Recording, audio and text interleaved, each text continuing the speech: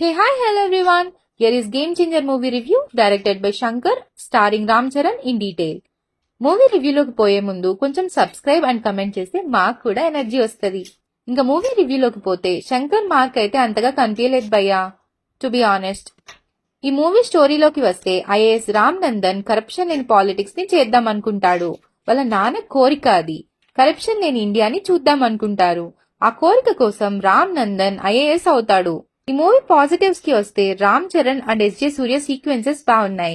Election officer scenes కూడా బాగున్నాయి. Dope song visuals చాలా కలర్ఫుల్ గా అట్రాక్టివ్ గా ఉన్నాయి. నాకు నచ్చింది. ఇంటర్వెల్ ట్విస్ట్ బాగుంది.